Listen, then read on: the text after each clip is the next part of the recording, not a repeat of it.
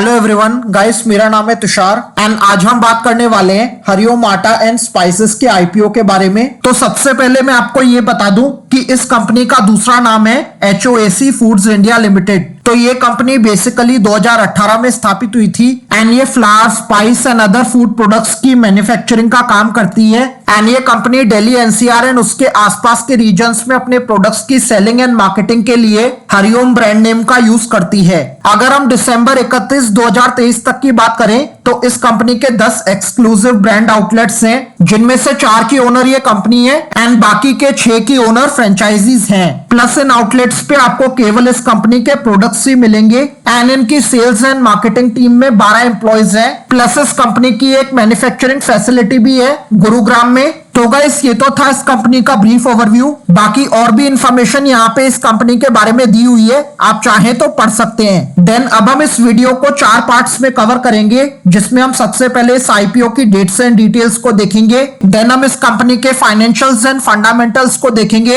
And उसके बाद thirdly हम इस आईपीओ के करंट लाइव GMP को देखेंगे एंड लास्टली हम अपना ओवरऑल एनालिसिस करेंगे एंड डिसाइड करेंगे कि हमें इस आईपीओ में अप्लाई करना है या फिर नहीं। तो वीडियो को कंप्लीटली एंड तक वॉच कीजिएगा बिना स्किप करे। एंड अगर आप इस चैनल पर पहली बार विजिट कर रहे हैं तो अभी इस चैनल को सब्सक्राइब करें एंड बेल आइकन को प्रेस करना ना भूलें। तो सबसे पहले हम इस आईपीओ की डेट्स एंड डिटेल्स को देख लेते हैं। तो इस आईपीओ की ओपनिंग डेट है 16th ऑफ मई। देन इस आईपीओ की क्लोजिंग डेट है 21st ऑफ मई। देन इस आईपीओ की बेसिस ऑफ अलॉटमेंट की डेट है 22nd of May. Then initiation of refunds की डेट है 23rd of May. Then credit of shares to demat की डेट है 23rd ऑफ मई। देन इस IPO की लिस्टिंग डेट है 24th ऑफ मई। देन हम इसकी फेस वैल्यू की बात करें तो वो रखी गई है 10 रुपीज पर शेयर की। देन प्राइस रखा गया है 48 रुपीज पर शेयर का। देन इस आईपीओ के एक लॉट में 3000 शेयर्स रखे गए हैं एंड इस आईपीओ का टोटल इशू साइज है 5.54 करोड़ का एंड ये पूरा का पूरा फ्रेश इशू है, जो कि एक पॉजिटिव पॉइंट है। देन ये एक फिक्स्ड प्राइस इशू टाइप का आईपीओ है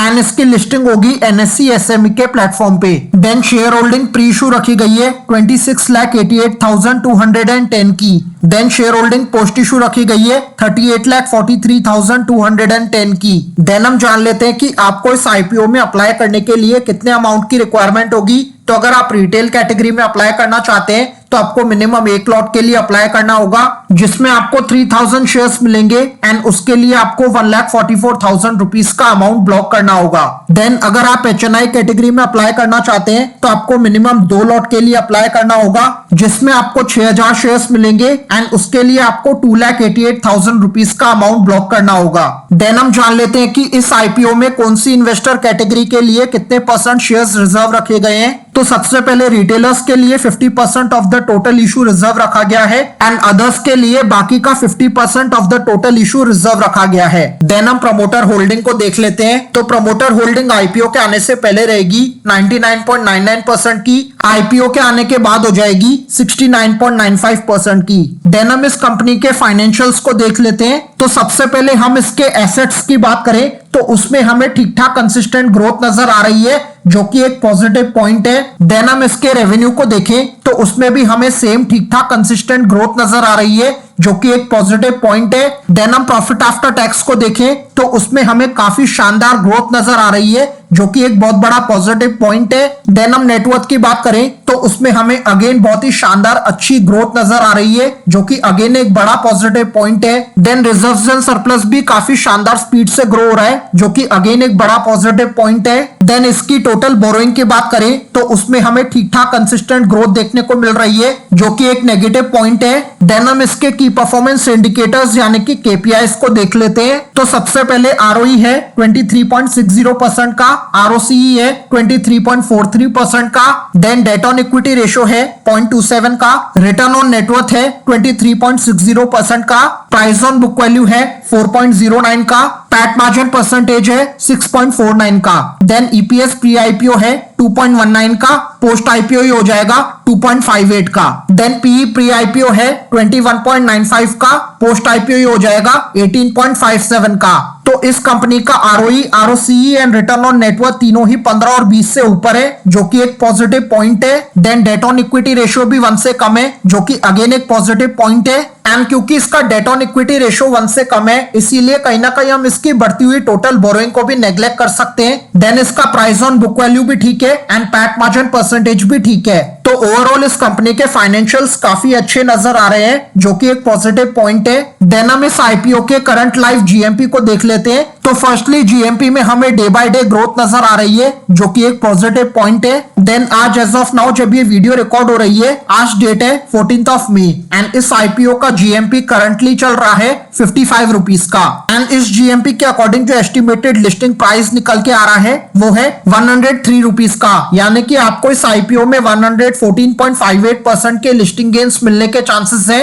एज ऑफ नाउ। तो ओवरऑल इस आईपीओ का जीएमपी फिलहाल काफी ज्यादा शानदार चल रहा है, जो कि एक पॉजिटिव पॉइंट है। देन अब हम अपना ओवरऑल एनालिसिस कर लेते हैं एंड डिसाइड करते हैं कि हमें इस आईपीओ में अप्लाई करना है या फिर नहीं। तो सबसे पहले इस आईपीओ का सबसे बड़ा पॉजिटिव पॉइंट है कि ये पूरा का पूरा आईपीओ फ्रेश इशू है। देन इस कंपनी के फाइनेंशियल्स काफी ज्यादा अच्छे नजर आ रहे हैं, जो कि एक पॉजिटिव पॉइंट है। उसके बाद इसका जीएमपी भी फिलहाल काफी ज्यादा शानदार चल रहा है, जो कि अगेन एक पॉजिटिव पॉइंट है। एंड हमारा क्राइटेरिया किसी भी एसएमई आईपीओ में अप्लाई करने का यही रहता है कि अगर उस एसएमई आईपीओ के फाइनेंशियल्स ठीक ठाक है या फिर बहुत ज्यादा अट्रैक्टिव है एंड उस एसएमई आईपीओ का जीएमपी 100% या फिर उससे ऊपर चल रहा है, तभी हम उस आईपीओ में रिस्क फ्री होकर के अप्लाई करते हैं।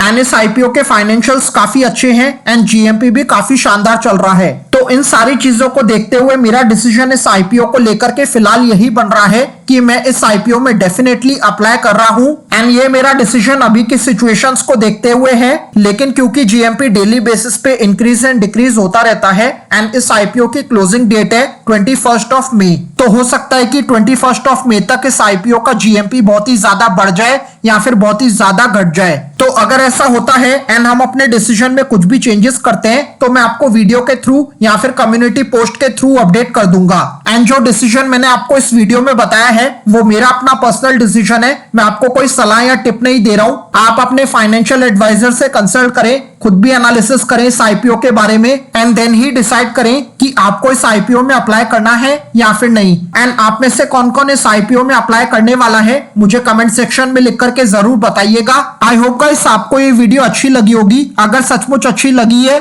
तो इसे डेफिनेटली लाइक करें एंड ऐसी ही IPO stock market related videos देखने के लिए अभी हमारे चैनल को सब्सक्राइब करें एंड बेल आइकन को प्रेस करना ना भूलें।